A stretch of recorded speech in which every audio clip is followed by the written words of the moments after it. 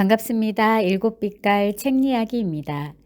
기분에 따라서 행동하다가 손해본 기억 한 번쯤 있으실 텐데요.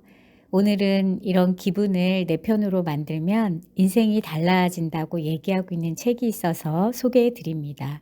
갤리온에서 나온 기분이 태도가 되지 않게와 함께 하겠습니다.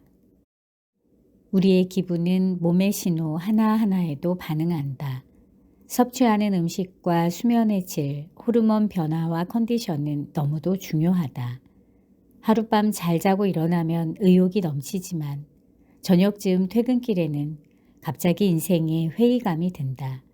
잠이 부족하면 하루 종일 아이처럼 까칠한 잠투정을 해댄다. 몸이 아프면 머리로는 그러면 안 되는 걸 알면서도 툴툴 대고 신경질을 내서 주위 사람을 지치게 만든다. 신체적 고통에 모든 신경이 집중되면 다른 사람을 위한 배려는 감정 노동으로 느껴질 뿐이다. 뚜렷한 이유 없이 기분이 안 좋을 때면 자신에게 세 가지 질문을 던져보자. 밥은 제대로 챙겨 먹었나? 요즘 잠은 제대로 잤나?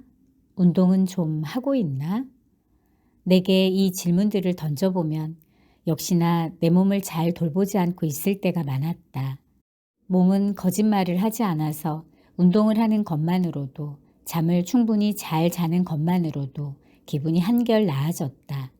어느 날은 괜히 신경질이 난다 싶었는데 초콜릿 하나를 먹었더니 바로 마음이 차분해졌다. 정신없이 일하느라 당이 떨어졌다고 외치는 몸의 신호를 놓치고 있었던 것이다. 물 한 잔으로 기분이 바로 나아진 적도 있다. 한 끼 식사도 우습게 여겨선 안 된다. 영양학자는 감정 기복 또한 음식과 관련이 있다고 말한다. 무엇이든 몸이 뒷받침되어야 도전하고 시도할 수 있다. 포기하고 싶은 마음이 들 때는 체력의 한계에 부딪히지 않았는지도 함께 살펴야 한다. 머릿속 모든 생각들이 비관적으로 흐른다면 유산소 운동을 해보는 것도 좋겠다. 몸과 마음을 함께 돌봐야 나에게도 또 남에게도 정성을 다할 수가 있다. 한 사람의 부정적인 에너지는 함께 있는 사람의 기분을 가라앉히고 우울하게 만든다. 부정적인 에너지에 휩싸인 사람은 하소연하기를 좋아한다. 다른 사람의 감정을 이해하지 못하고 공감 능력이 부족하다. 때로는 다른 사람을 공격하고 무시하는 방법으로 자신의 우월감을 표현하기도 한다. 그들이 하는 말을 유심히 들어보면 습관적으로 문제의 원인을 다른 사람의 탓으로 돌리는 것을 알 수 있다. 자신에게 문제가 없으니 책임을 질 필요도 없다고 생각해서 자신을 바꿀 필요도 없다고 생각한다. 늘 방어적인 태도를 취하기 때문에 언제나 좋은 기회를 놓친다. 이런 사람들과 오랜 시간을 보내고 온 날은 경무에 시달리고 퇴근한 날처럼 몸과 마음에 힘이 없다.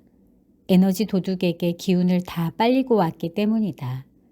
되도록 에너지 도둑을 멀리하라고 권하고 싶지만 현실적으로 힘든 상황이라면 그들을 대하는 방법을 익혀야 한다. 남들이 하는 대로 휩쓸리다 보면 부정적인 에너지에 쉽게 틈을 내주게 된다. 자꾸만 다른 사람의 불평만 들어주면 자신도 어느새 불평이 늘 것이다. 남의 기분을 맞춰주거나 대화 분위기에 휩쓸리기보다는 내가 되고 싶은 나의 모습에 집중해 보면 어떨까? 자기만의 뚜렷한 입장과 주관을 중심으로 옳고 그름을 분별할 수 있다면 누군가 당신에게 불평을 늘어놓을 때 선택적으로 무시할 수 있다. 하루 종일 먹는다. 정말 딱 맞는 표현이다. 기분이 안 좋으면 끊임없이 무엇을 먹고 싶어 하는 사람들이 있다. 배가 고프지도 않으면서 과자며 초콜릿이며 손에 잡히는 대로 먹어치운다. 우리는 진짜 배고픔과 가짜 배고픔을 혼동하는 경우가 많다. 가짜 배고픔은 감정적인 허기를 몸의 허기로 착각하기 때문에 생긴다. 감정적 자극으로 인해 충동적인 식탐이 발생하고 이를 억제하기는 쉽지 않다. 감정적 허전함이 오랫동안 지속되면 우리는 배고픔과 공허함을 구분하지 못하게 된다. 특히 다른 사람이 자신의 감정을 이해해주지 않을 때 내면의 공허함이 강하게 반응한다. 이때 먹는 행위는 우리가 공허함을 느낄 때 무의식적으로 나타난다. 그래서 힘들 때면 습관적으로 무엇을 먹음으로써 스스로를 위로한다.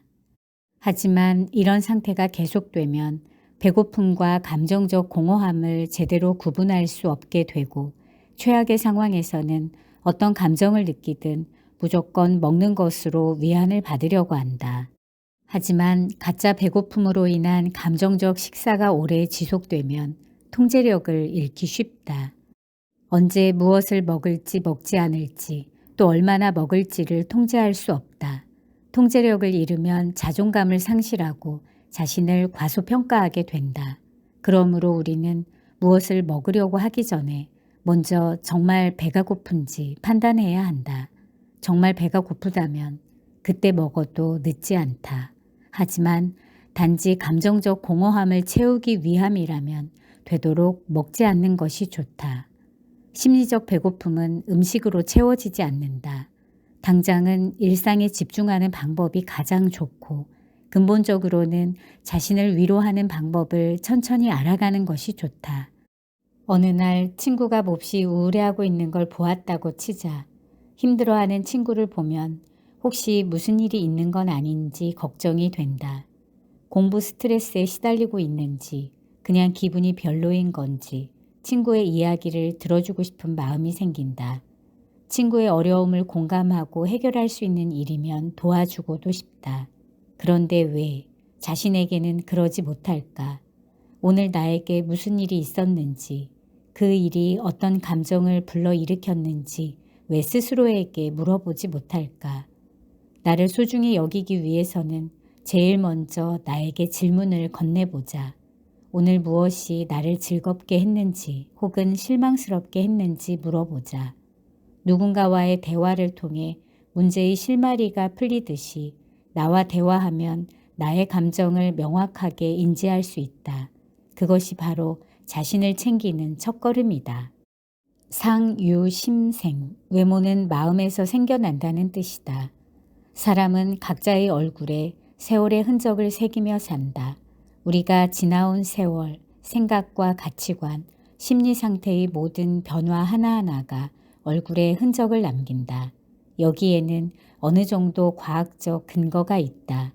심리 변화는 신경 전달 물질의 농도 차이를 발생시키고 근육을 만들어 표정의 변화를 만든다. 오랫동안 일정한 정서를 유지한 사람은 표정에 크게 변화가 없지만 항상 초조하고 우울한 사람에게는 불안한 얼굴이 생긴다. 다른 사람에게 넉넉하지 못하고 인색하게 구는 사람은 쪼잔함이 얼굴에 비친다. 변한 자신의 모습을 전혀 눈치채지 못하고 살아가다가 어느 날 거울에 비친 얼굴에서 예전과 전혀 달라진 자신을 깨닫고는 상담을 요청한 사람도 있었다. 우울한 감정에만 잠겨서 자신의 얼굴이 어떻게 달라지고 있는지 살필 여유가 없었던 것이다. 남을 질투하고 심술을 부리느라 얼마나 욕심 많은 얼굴이 되었는지, 부정적인 생각만 하다가 낯빛이 얼마나 어두워졌는지 우리는 잘 모른다. 오랫동안 자신을 방치해둔 사람이 더 이상 이렇게 살고 싶지 않다는 선언을 하려면 결국 자기 자신에 대해 깨닫는 것이 우선이다.